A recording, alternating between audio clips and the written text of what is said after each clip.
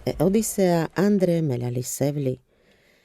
Lepereska na tudarakľom Andre Melalisevli, Salas Saphagergi, Androjakha pisimen Šajcha Slarines. Šajsas dujto dives Androkurko, umej savoro oda dives, šimiti navas avri tiro vodi burnikoha, vuštenca. Vaj kana jektovar puter ďalo môj, kama vastajavel tiro kotor máro. Purdľom pále farba Andro tire jakha, čo mi denca uchanďom tire kále bala. U akaname bešav Andre sajek meľali sevli. Avrike kydlov čučo. Bie umblavori paťa ben. Hojvareko arakhelaman. Umíri vodi vazdela. Niekedy v marci tohto roka ma zostavovatelia tejto zbierky požiadali, aby som povedal niečo o svojej tvorbe. Priznám sa, je ťažké písať o sebe a rozprávať o svojich básniach. O básniach, ktoré sa dosiaľ skrývali v zásuvkách, alebo sa len tak nakrátko myhli niekde v rozličných literárnych časopisoch. V živote človeka sú okamihy, ktoré okolo nás len tak preletia, človek si ich ani nevšimne. No existujú aj také, ktoré v nás vyvolávajú nejakú emóciu. A práve takéto okamihy som sa pokúsil zachytiť ako spomienky na chute, vône, smutok aj radosť, ktoré som prežíval práve v tom danom okamihu. Snažil som sa do svojich veršov zakomponovať aj kúsok mojej rómskej duše, čriepky z mozaiky rómskeho života. Mnoho ľudí zažíva také isté momenty v živote, prežíva lásky, rozchody, kochá sa krásou prírody, rodného kraja, teší sa z ľudí, ktorých má rád. Verím, že človek, ktorý si prečíta moje básne, si vo veršoch nájde kúsok svojho života a vráti sa v spomienkach do svojich mladých liet a znovu prežije to krásne, prečo sa oplatí žiť. Ahoj, Roman. Ahoj, Erika. Ako sa máš? Mám sa výborne. Ty si dnes hlavný hrdina tohto stretnutia. A ja sa ťa hneď na úvod spýtam. Táto básnická zbierka je tvoja prvotina však. Áno. Ako si sa cítil, keď si ju držal v rukách? Bolo to niečo krásne, niečo nové, čo som ešte v živote nezažil. Podobalo sa to niečo, možno keď som videl prvýkrát svojho syna, lebo človek pracuje so slovom, robí niečo a keď vidí ten výsledok, je to krásne. Aj tá knižka sa mi páči, ako ten tvar, tá forma, veľmi krásna. Roman, ty píšeš už veľmi dlho. V jednom z rozhovorov si aj povedal, že vlastne tie roky ti dali tú možnosť vyjadriť to, čo si zažil. Ako dlho píšeš a čo ťa k tomu motivovalo? Tak prvé verše, ktoré vlastne som začal písať ešte ako chlapec, ako dieťa. A viac som sa tomu začal venovať počas štúdie na gymnáziu, myslím, niekedy v 15-16 rokoch. A každý človek potrebuje sa nejako vyjadriť. Niekto rád rozpráva, kreslí, možno spieva. A ja myslím, že mám nejaký dar, že tie svoje myšlienky môžem pretaviť do nejakého umeleckého slova. To je tá moja forma prejavu a vždy, keď mám nejakú emóciu, niečo ma zasiahne, tak najlepšie sa z toho vyhovorím práve tým písaním. A práve keď mám nejakú bôľ, niečo zlé, ma podstatne tak tým, že si to rozpíšem, tak stratí tá intenzita toho niečoho zlého na sile. Čiže tá zdieľaná emócia... Áno, tá zdieľaná emócia je... Tá zlá emócia sa rozloží a keď je niečo pekné, radostné, tak myslím, že tým urobím radosť aj ostatným ľuďom. Čo si svojimi básňami, ktoré sú v zbierke, čo si sa snažil svetu povedať, o čo si sa snažil najviac podeliť? Tak mojimi básňami som chcel ukázať svetu obyčajný ľudský život. Že človek prežíva mnohé emócie, prežije niečo dobré, niečo krásne, niečo zlé možno. A môže to vyjadriť ľuďom a tí, ktorí si to prečítajú, povedia, že ja mám ten problém a možno ich to poteší. Povedia, veď, keď si to človek môže prečítať, tak si povie, každý prežíva niečo zlé a prečo možno, že mu sa mu zmierni ten bôľ napríklad, alebo tá radosť. Ja sa ešte opýtam, keď si tie básne písal, určite si pritom myslel aj na niekoľko symbolov, ktoré si pritom použil a vyskytuje sa symbol matky, ktorý je taký dosť silný. A prečo a ako prežívaš, ako používaš práve symbol matky? Tak ja ako Róm, u nás je známe, že u nás v Rómovi tak ten matriarchát ešte stále prežíva, že matka je tá prvá. Žena je prvá v rodine. Všetko, čo povie matka, čo povie žena, tak to je pravda, to sa musí urobiť. A práve tým, že mám aj jednu báseň, ktorá vyšla v tejto zbierke, ktorú som venoval matke, tak som chcel vzdať hold našim mamám. A vzdať hold nielen mamám, ale aj tomu rómstvu našmu, k mojej rómskej duši a všetkému. A týmto sa dostávam vlastne k tomu ďalšiemu, čo by som sa chcela opýtať. V tvojich básniach nie je všetko také typicky rómske, respektíve nie sú to básne, ktoré by sa zaoberali utrpením národa alebo jeho rozvíjaním a tak ďalej. Prečo je to tak? No, veľa ľudí, ktorí možno nevedeli, že ja píšem, a keď si prečítali niektoré moje básne, tak ich to prekvapilo, že tam oni mysleli, že budem písať niečo o Rómoch, o histórii, o tom, ako chodili a sme sa museli odísť z našej pravlasti a neviem o tom, akom ťažkom živote, aký tu máme, že nás možno niekto ubližuje a tak. Lenže ja som hlavne človek. A prežívam také isté problémy, také isté radosti ako každý človek. Takže ja som najprv človek, až potom som Róm. Hoci paradoxne o mne tí moji známi vedia, že je to propagátor rómstva a rómskeho jazyka. Hrdo sa hlasím svojej národnosti a som rád, že som Róm. Lenže prežívam to isté, čo ostatní ľudia, aj nerómovia, takže nemohol som tam písať niečo iné. Iba to, čo cítim. Takže ty si vlastne ponúkol vlastnú dušu? Áno, svoju vlastnú dušu som ponúkol. Svojim čitateľom? Áno. Viem o tebe, že si človek, ktorý veľa číta a má niekoľko aj veľkých literárnych vzorov. Môžeš nám niečo o týchto vzoroch povedať? Tak dá sa povedať, že ten môj prvý vzor, to bol ešte počas štúdií, to bol Jožko Urban. Čítal som akože počas tak ako 15-16 ročný Romboid, taký časopis, nechcem povedať nejakú reklamu. A on vtedy tam robil redaktora a mne sa jeho básne, keď som prečítal jeho Robinsona, to bolo ako impuls na to, aby že a ja môžem niekedy písať.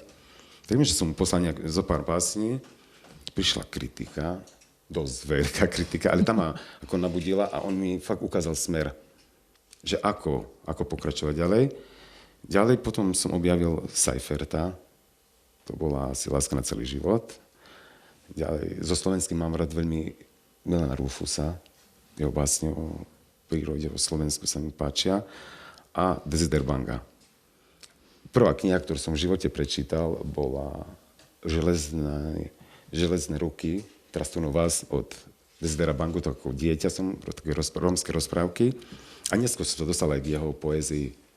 A sú to veľmi krásne básne, ktorým sa vraciam možno aj do roka, aj 5-6 krát tým istým básňam, ktoré ja stále čítam. Tam nachádzam svoju inšpiráciu a tie mi pomáhajú. Čo ti okrem inšpirácie poézia poskytuje ako človeku? Mne ako poézia, keďže mám rád poéziu, nielen píšem, ale aj čítam veľa a možno únik zo zhonu, zo stresov a všetkého, čo také uvoľním sa pri tom a snívam. Niekedy si poviem, prečo mňa ten verš nenapadol, že niekedy aj si poviem, že hlavne tam vidím nejaký relax, niečo pekné. Dotyk s niečím krásnym pre mňa. Roman, ty píšeš po slovensky. A uvažoval si niekedy, že by si sa pokúsil písať aj priamo v romčine? Áno. Píšem po slovensky, lebo tento jazyk ovládam. Rozprávam rómsky od detstva, stále ho používam, ako je to činný jazyk, lenže nemám dosť výrazových prostriedkov. Rómčina neobsahuje, lebo keďže nemáme svoj štát, nežijeme, ten jazyk sa veľmi nerozvíja. Takže nerad píšem, nechcel by som písať rómskú báseň so slovenskými slovami.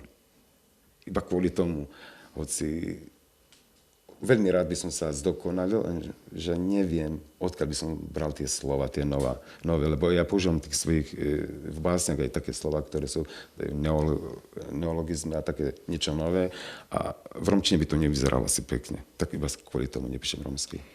Pri editovaní tvojej básnickej zbierky sme si ale dovolili 4 básne prebásniť práve do romčiny.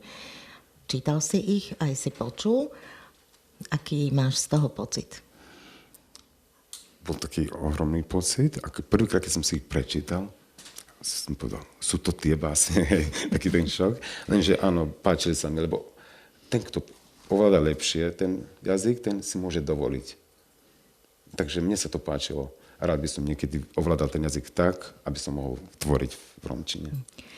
Čo by si chcel, aby tvoja zbierka priniesla svetu?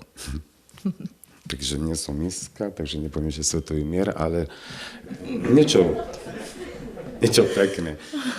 Stačí, keď si niekto, kto si vezme do ruky aspoň zo pár veršov prečítal a povedal si, je to pekné.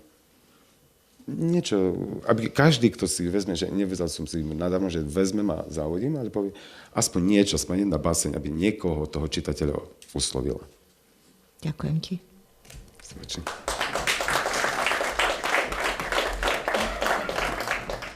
Matke. Už som sa vytratil, už nepočujem tvoj hlas, čo pohládzal ma krátkych 20 liet. Už zabudol som cestu k tvojej šálke čaju, už marne hľadám jej presladenú vôňu. Už mám len v spomienkach tvoje nežné ruky, posiaté rihami odrobených liet. Už netešia ma drsnou mäkkosťou, zabudám na oči, stiahnuté zrkadlá tvojej nežnej duše. Hoci ich nevidím, oni ma sledujú a chránia zároveň. Ladake. Imárman našaďom. Imár našu navtyro hangos. Somančala velas, prekalo chárne bišberša. Imár bisterďom odrom, ketíri kučtejos. Zian roda v leskrí zorales gulisaga. Imár čalepera v protirekov levasta. Pháre buťatar, ránci cirle opre. Imár mange naden lož zorále kovlipnaha. Bisterav ojákha, učharde gendála týra kamľa vodjatar. Tetele nadikhav, onman dikhen u arakhen, sakovar.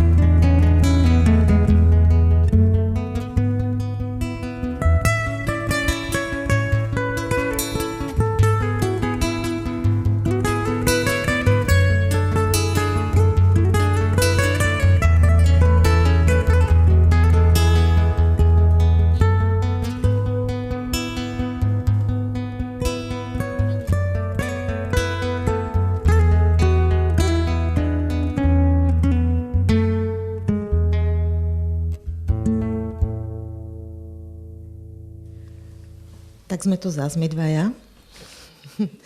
A tento raz budeme hovoriť o tom, že v zbierke sme okrem tvojich básní použili aj ilustrácie. Ten pán, ktorý bol na videoprezentácii, je tým ilustrátorom, volá sa Martin Kaleja a pôsobí na základnej škole v obci Jarovnice, neďaleko Prešova. Mal tu byť, ale on je natoľko introvertný, že nedokáže vystúpiť na verejnosti. Aký je tvoj názor na tieto použité ilustrácie? Tak tie ilustrácie sú veľmi krásne. Ja z výtvarného umenia je mi dosť blízka kresba. A práve tie línie, tie krásne, ktoré on tam použil, sa veľmi hodia k tej intimite tých veršov, tých slov. Veľmi sa mi to páčilo, lebo mám vzťah k takýmto menším, subtilnejším veciam ako v umení. Bolo to veľmi pekné a veľmi ma to potešilo. Vieš si predstaviť aj nejakú ďalšiu spoluprácu, napríklad pri tom spájaní umenia slova a umenia kresby? To si viem predstaviť veľmi živo, lebo umenie vytvarné alebo slovné umenie, všetko je umením a všetko umenie je pre mňa rovná sa krása. A všetko krásne treba spájať, lebo iba vtedy človek môže mať z toho nejaký veľký zážitok. Takže tomu sa nikdy nebraním takýmto spojením. A tie ilustrácie, ktoré boli použité, a ty si sa vyjadril k tým farbám, ktoré tam boli, respektíve k ich nedostatku. Ako to vidíš? Áno. Možno je u niekoho taký predsudok, že Rómovia majú veľmi radi niečo farebné, niečo neviem čo. Ale u mňa to tak nie je. Ja som skôr také zemité farby mám rád. Spojenie, možno aj studenejšie farby. A mne sa veľmi páčili. Práve, že mám rád také, nemám rád nič predisponované, niečo prečačkané. Takže veľmi sa mi to páčilo. Ano. Takže bez toho, aby ste sa niekedy stretli? Ako fakt, že na tej vlnovej dĺžke, ako sme sa stretli, iba telepaticky. To sme veľmi radi, že sa podarilo práve taký duševný mostík medzi autorom a ilustrátorom vytvoriť. Áno, a ešte, neviem, keď s ním budeš v kontakte, tak pre tú Ľubomč moje veľké ďakujem. A rád by som sa s tým človekom stretol. Veľmi rád. A ďakujem. Ďakujem aj ja.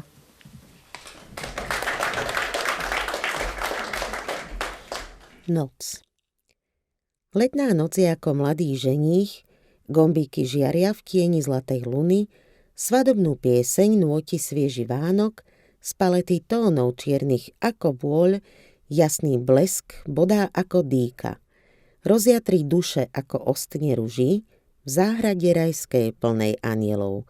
Na krídlach nesú oranžový záves, zahaľujúci rannú nevestu. Derniera. Spomínam, kedy nastal koniec. Kedy náš príbeh zrazu stratil dej. Stal som sa cudzincom, už spolu nežijeme. Sme len susedia. Náš styčný bod je iba adresa. Preč sú tie časy, keď sme spolu hrali. Boli sme prvé hviezdy vo vychytenej hre. Spolu sme plakali a smiali sme sa vedno, bizárnym vtipom, hoc bola to len fraška. Spolu sme mlčali, no chápali sme prečo. Teraz sme onemeli, už nemáme prečo. Klamať sa navzájem, už to nemá cenu.